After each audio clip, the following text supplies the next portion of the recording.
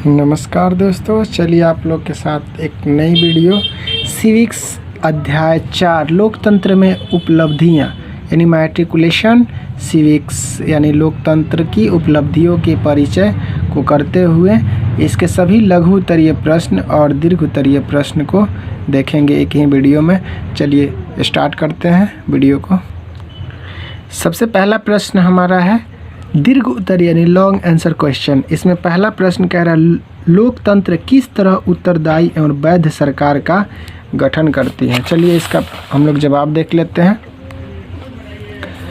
लोकतंत्र किस तरह उत्तरदायी वैध और संगठन का गठन करती है। तो लोकतंत्र जनता के लिए और जनता के द्वारा शासन है। यानी लोकतंत्र का अर्थ ही होता है जनता के द्वारा, जनता के हित में, यानी जनता के लिए, अर्थात जनता के द्वारा ही शासन किया जाता है, उसको लोकतंत्र कहते हैं।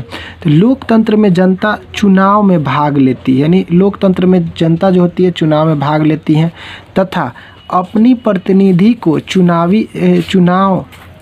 अपनी प्रतिनिधि को चुनती है जो आपस में मिल करके सरकार बनाती हैं।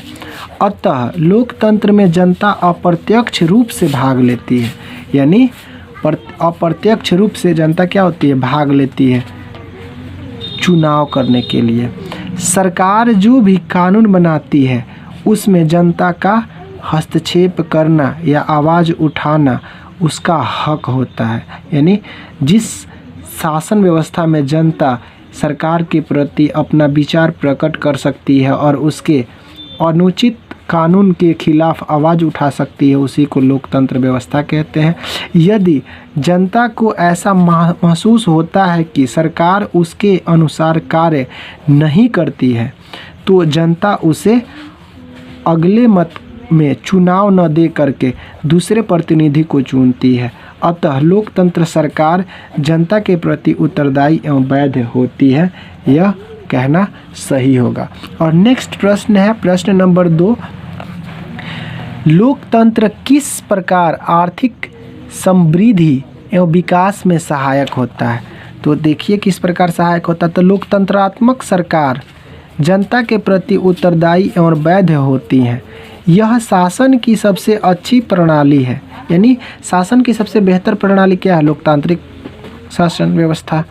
और यहाँ आर्थिक खुशहाली तथा विकास की गति भी अच्छी होती है और आर्थिक विकास देखा जाए तो बहुत ही बेहतर होता है। लेकिन वास्तव में लोकतांत्रिक शासन और तानाशाही शासक व्यवस्था में आर्थिक विकास के क्षेत्र में तानाशाही शासन व्यवस्था आगे होता है। अब तानाशाही शासन व्यवस्था आगे होने का क्या उपाय होता है, वह कम से कम अपनी जनता के प्रति खर्च करता है और जनता को उसको खर्च करने नहीं देता है या फिर उस पर खर्च कम करता है। तो जब खर्च कम करेगा तो उसके पास जाहिर सी बात है उसका आर्थिक विकास बढ़ेगा और उसका राष्ट्रीय जो खजाना होगा प्रचुर रूप से भरेगा, वह जनता से लूट करके अपने खजाना को मजबूत कर लेगा। तो जाहिर सी बात है तो ये तानाशाही शासन व्यवस्था जो होती है आर्थिक विकास के लिए बहुत ही महत्वपूर्ण और ज़्यादा विकसित होती है।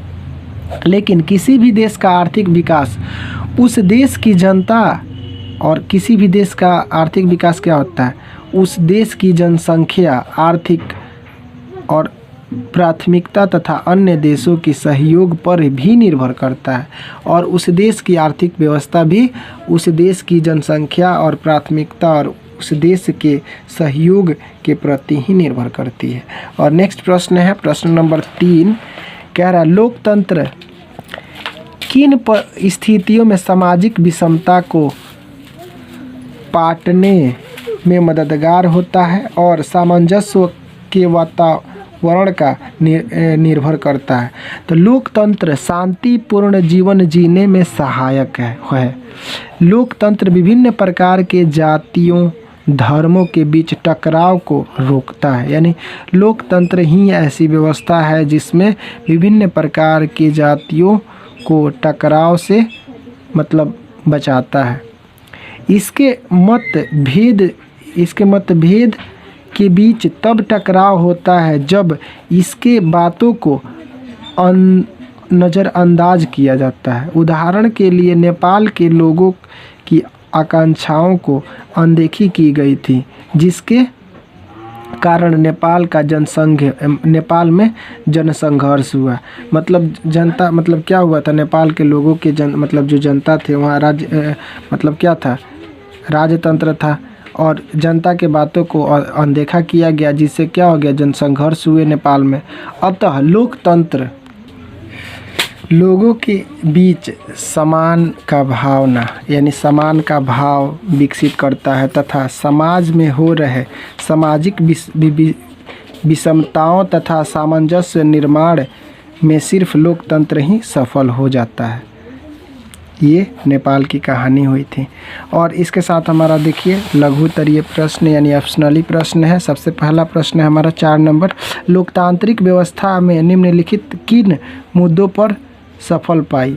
तो इसमें दिया हुआ है राजनीतिक असमानताओं को समाप्त करने में, या फिर लोगों के बीच टकराव को समाप्त करने से, या फिर बहुमत समूह और अल्प समूह के साथ एक जैसा व्यवहार करने में, या फिर समाज के आखिरी पंक्ति और खड़े करने और बीच के पैमाने को कम करने के लिए। तो इस क्वेश्चन का सही जवाब हमारा हो जाएगा ऑप्शन ग, बहुमत समूह और अल्प समूह यानी बहुमत यानी बहुत ज़्यादा समूह और अल्प समूह के बीच एक जैसा व्यवहार करने में। नेक्स्ट प्रश्न हमारा है,